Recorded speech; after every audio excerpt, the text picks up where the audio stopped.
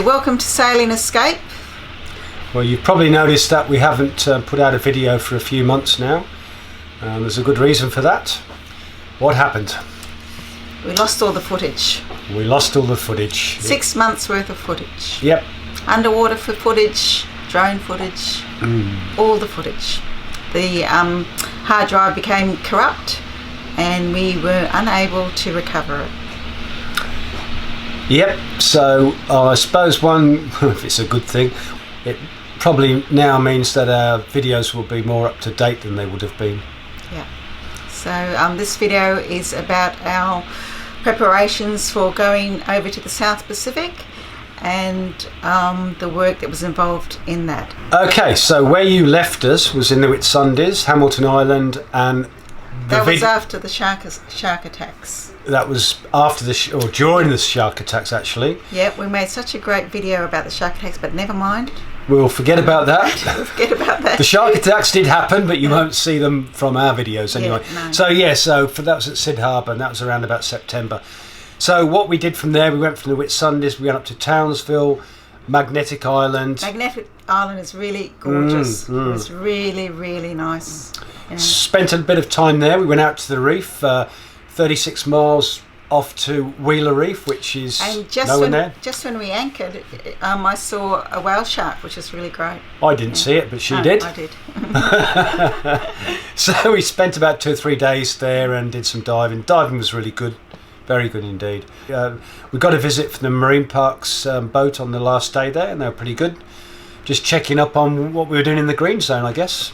They're becoming quite strict on people fishing in the green zone, so they actually look sometimes to see if you've got any fishing lines, even not out but just on the deck. So, but anyway, we don't fish. Well, we should fish. We should get some food. But yeah, anyway, we're not very good at fishing. No. We'll try. Yeah. So after Wheeler Reef, we went back to Townsville and Magnetic Island. Went up to Hinchinbrook Island, beautiful place. Went inside Hinchinbrook Island, out the northern tip and out to the reefs off Hinchinbrook Island, Townsville, Beaver Cay, further north up to the Cairns reefs. We spent several weeks at Pellowe Reef, Miln Reef and Flynn Reef, diving every day, fantastic diving. The visibility was brilliant. Yeah. I could film Paul diving below from the deck of the boat, but anyway, 70-80 foot, that's see the bottom. Yeah. So from there we headed back to Cairns. We stopped off at Fitzroy Island. We spent a few weeks in Cairns. Cairns was a really good place, really interesting people, very friendly. We used the facilities of the Cairns Cruising Yacht Squadron up at Trinity Inlet. They were really helpful, very welcoming. Yeah. We also hired a car there and went off and did some land travel for a while. After being there for a few weeks, we left. We decided to go down south and do it in 2 big stints and test ourselves on the boat together over a few days. So we did a continuous passage for 4.5 days. I think it was 4.5 days. It was 540 miles where we went from Cairns down to Great Barrier Island. We did stop off to refuel at Townsville late at night. Yes, and luckily the ice cream shop was still open, so we could get an ice cream. We did, that's right. And then from Great Barrier Island, we headed off south again.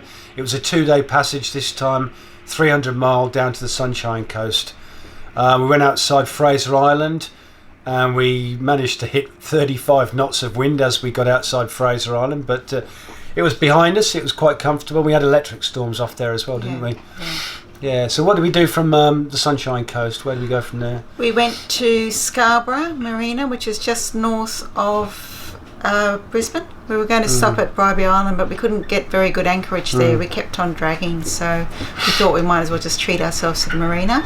Then from there we went down to the Gold Coast. And so from the Gold Coast we decided to go down to Yamba and Iluka, which is about 100 miles south, and we thought we'd go down there for Christmas, and we were actually going to go to Coffs Harbour to the Solitary Islands to go diving there, because it's a marine park and they have moorings there, so we thought it'd be easy diving.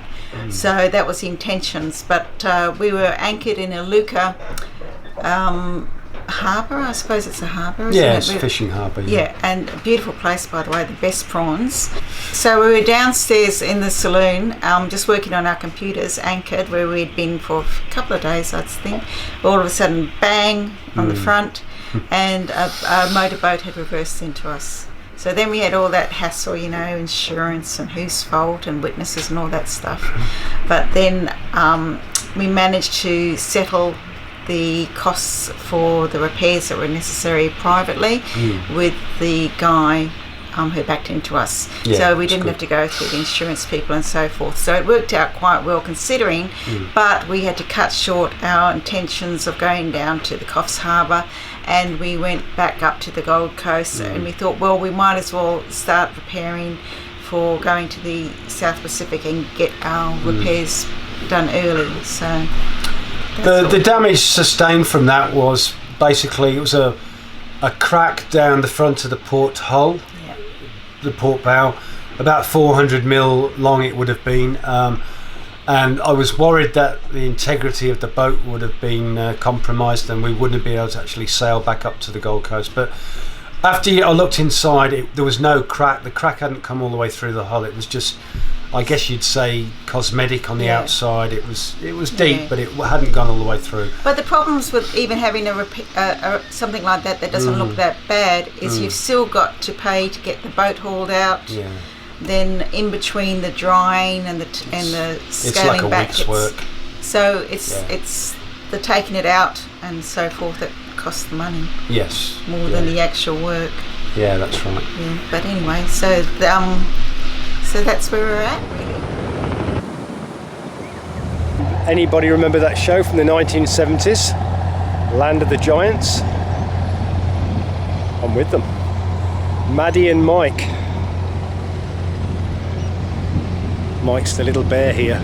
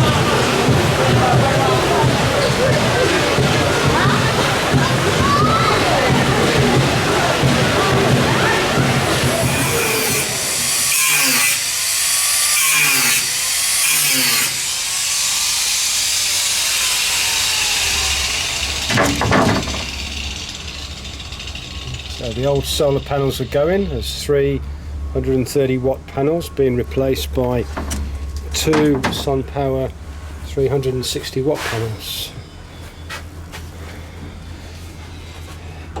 Going to be wired up in parallel. So they're a little bit bigger than the ones before. We had 3 130 watt panels before, making 390. Now we've got the 720.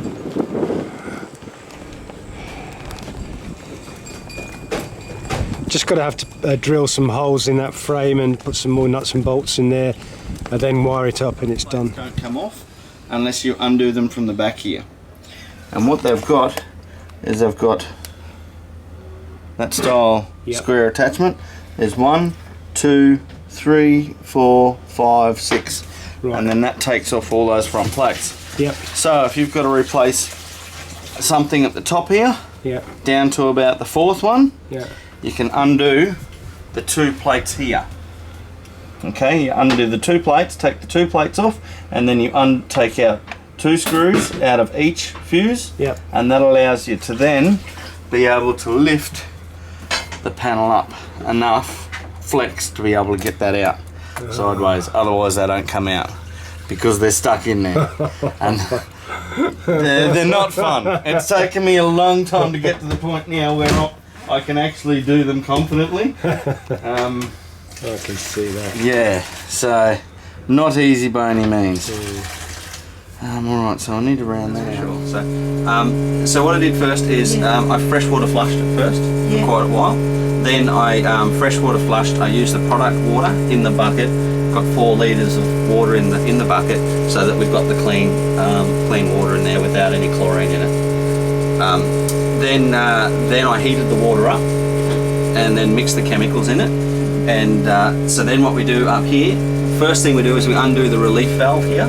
Alright, because if you've got the relief valve done up, you will damage your membrane. If you put any chemicals, if you have it shut. If you have this shut and you try and put chemicals through it, you will damage your membrane. So you put it to the left, is Yes, correct, yeah. So it's about a turn. But I've never taken this boat out of the water with the slings before, so I don't know. Really? Yeah. Well, I've only had the boat 9 months. David, don't say things like that to me. It makes me nervous.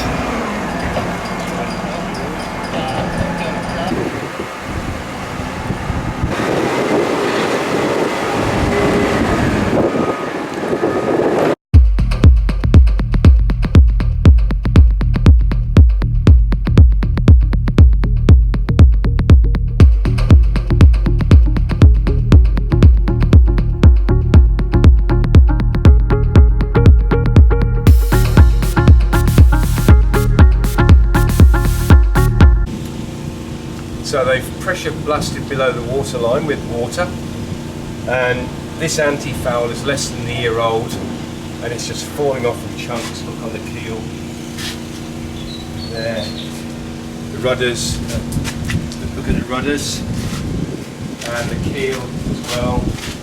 There's big parts, less than a year old this is antifoul. So we're going to get it sandblasted. So they're going to fully encapsulate the holes. I don't know where they'll start, probably from here. It's just above the water line. Encapsulate it and blast it with grit. And then we'll start the paint process again with primer and antifoul. I'll probably put new zincs on here. These are zinc anodes. These are stainless.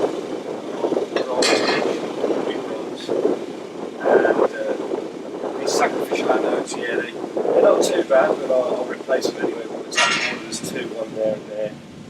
And yeah, these blades aren't too bad. There's a bit of plate, they're not too bad. So that's the plan.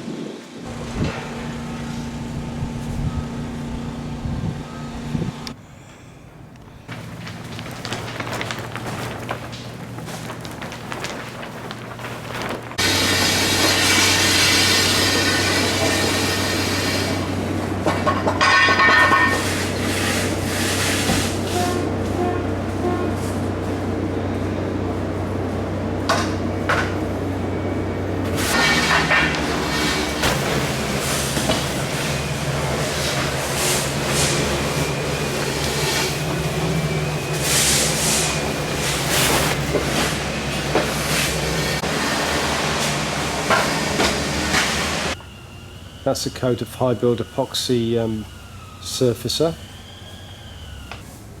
I think blasting it's made a big difference, and they've just put some bags around the sail drives.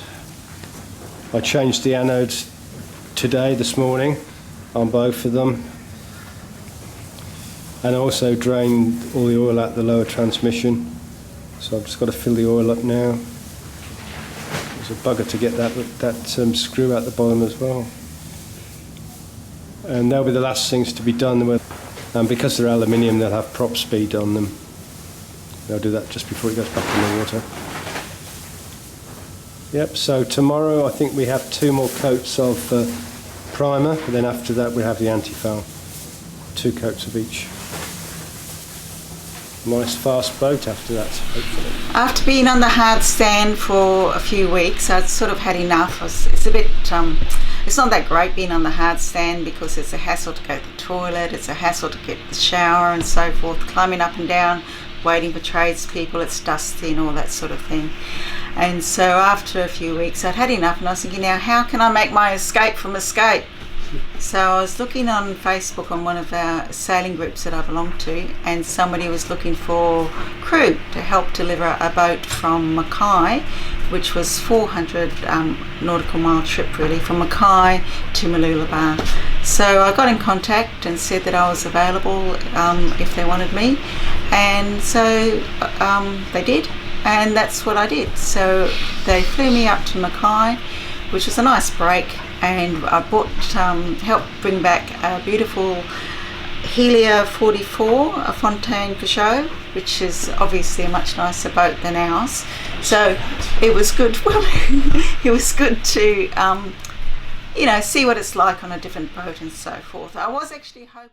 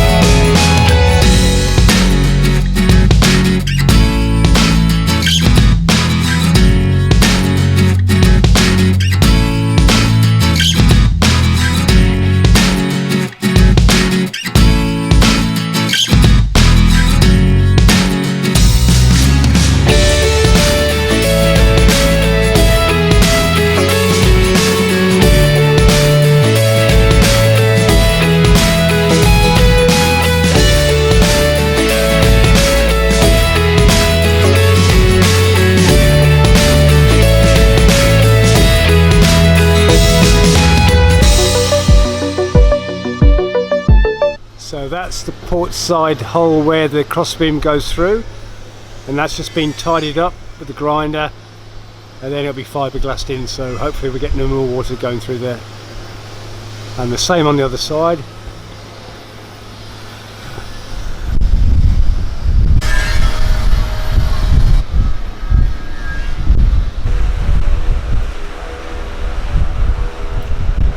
So he's rolling that chopped strand around the edge of the crossbeam, just to reinforce it around the crossbeam.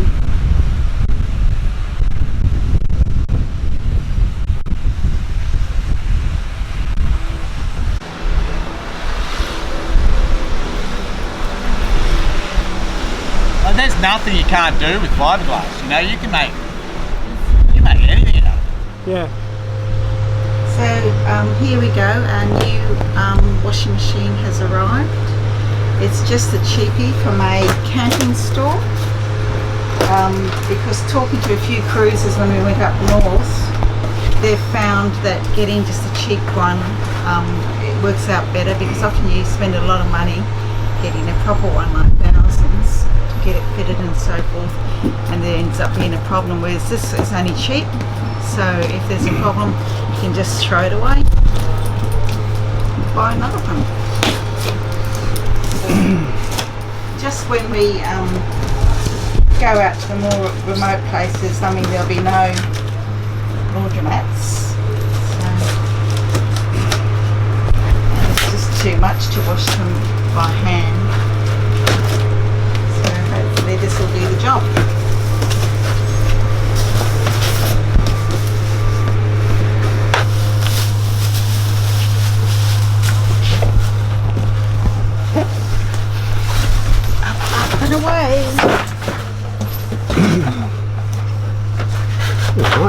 strong. Oh, it's not very heavy.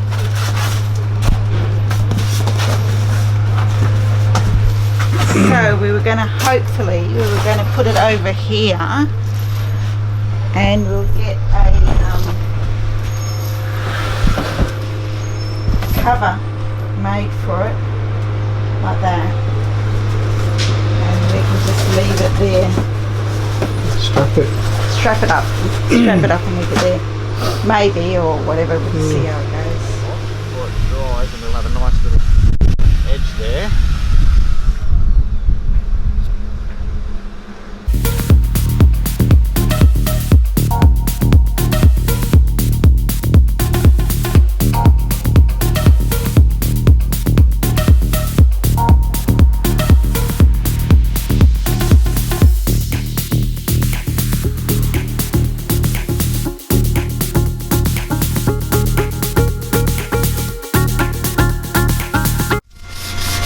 So what's this product you're using? This is International 833. Yeah, so you can only put fine coats on. Yeah. So Just to fill the pinholes just and to fill things like that. yeah. And it sands off nice and easy. Yeah, And as you can see, I'm only putting it on just like, super lightly. yeah. Right, okay.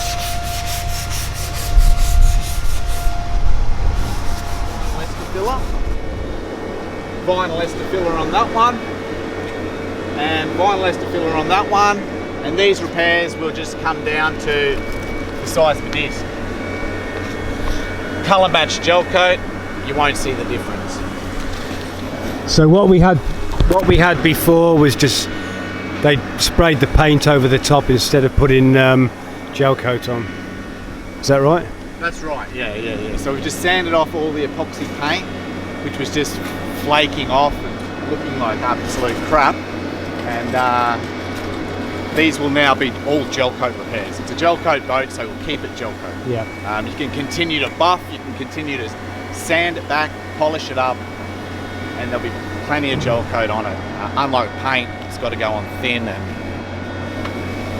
And the way it was looking before, where the paint was just flaking away, it wasn't adhering to the hull at all, so it looked far worse than it actually is when we started to sand away. Yes, as you can see, the repairs are only Very this small. big, and yet they managed to nearly paint the whole side of the boat with it. Yeah, And didn't adhere. yeah, Crappy. that's good. Okay, so that's the finished primer, coats of paint on the bottom.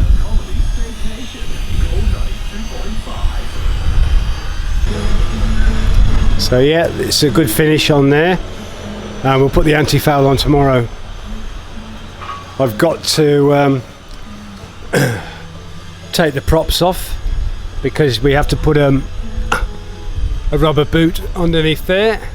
So I've got to get all the old sealant off before I put the new boots on. So I need to take those props off to get the boot on. That's the rubber boot there. So another problem we've got is that the water inlets also perish the hose. So I wouldn't have been getting too much water in. Yep.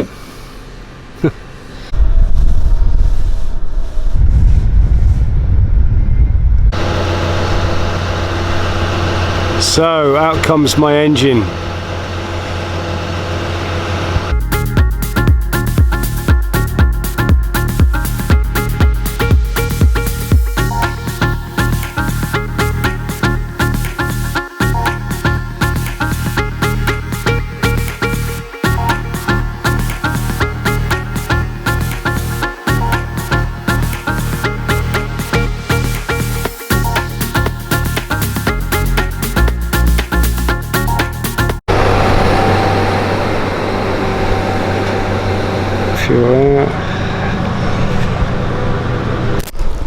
Like I'll have a bit of a clean up there.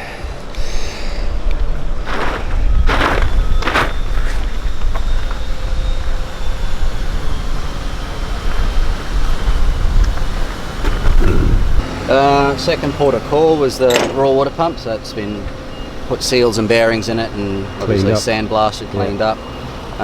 Your mixer had pinholes all through around the back of it, and that was also contributing to all the leaking, so we've had the stator off, Yeah. and that's got your windings around the outside, and that had water through the windings. Then the rotor, which is the bit that drives in the middle, Yeah.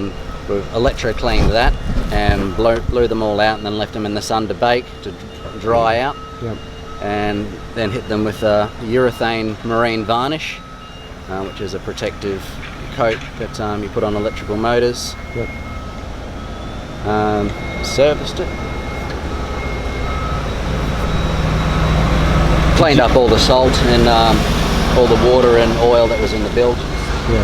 Had some sort of oil leak, but somewhere I was coming from around here. I had to tighten up that lid. Right.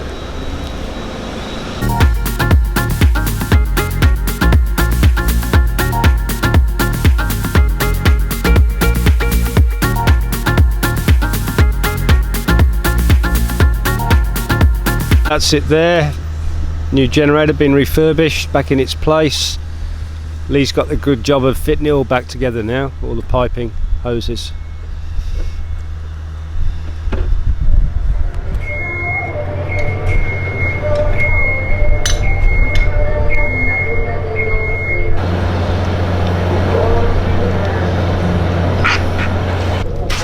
So the old boot going back on with sealant, but no screws into the hole this time, just sealant. So both these props are left-hand rotation, and there's a trick for putting them back on, and that's that thicker bit has to be at the bottom, isn't it? So that thicker part of the blade, so then they line up properly. So that's the thicker part there, so it's all on that hub.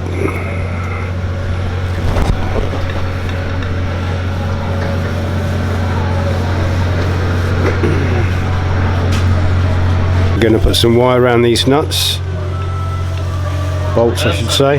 Tie wire? Yeah, just tie wire, yeah. She's got a black bum again. So that's the first coat of the antifoul gone on.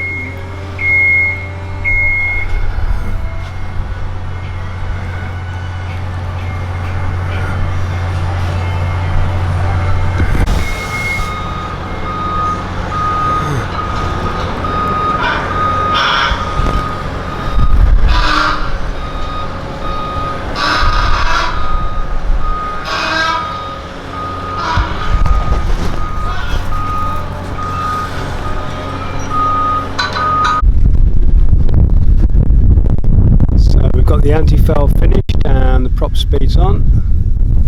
Sail drives and props.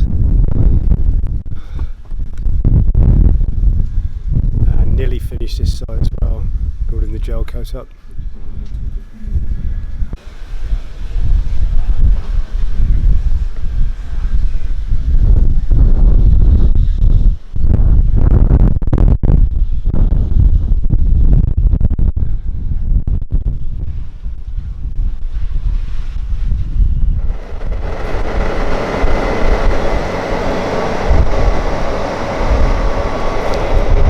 We are ready to go in the air.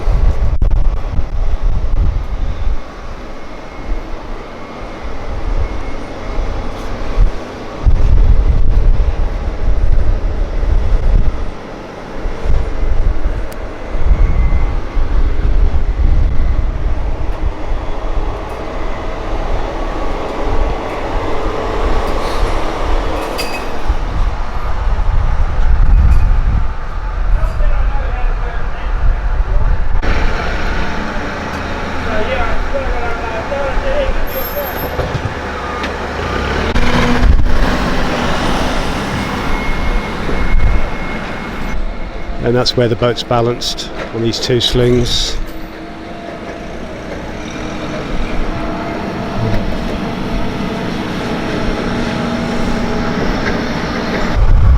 There goes the slings, tighter. Just about to lift her up.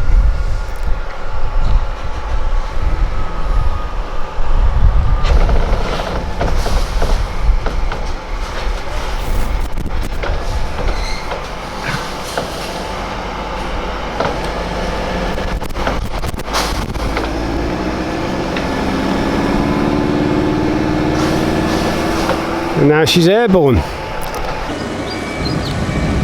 So are you a bit nervous, Paul, about this going down? I was They're going in the water and the travel lift and coming out. Why are they going to drop it? It has to be known on some boats. Well, as long as it's a complete loss, we'll be right with insurance.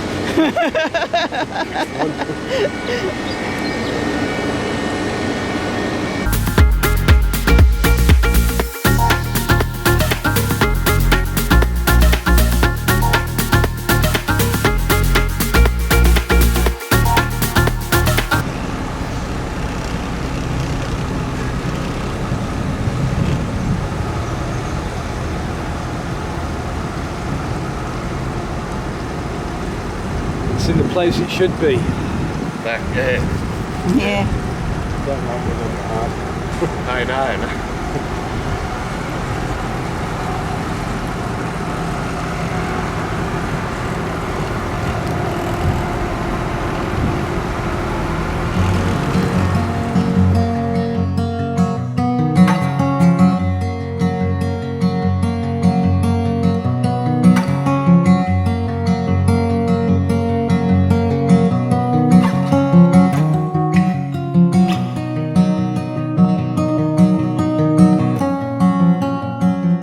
Our next video is going to be totally different, and it will be us on a long passage overseas on escape. So tune in and watch that one. Thumbs up, put your thumb up, put your thumb up, thumbs up and subscribe. It does help us out.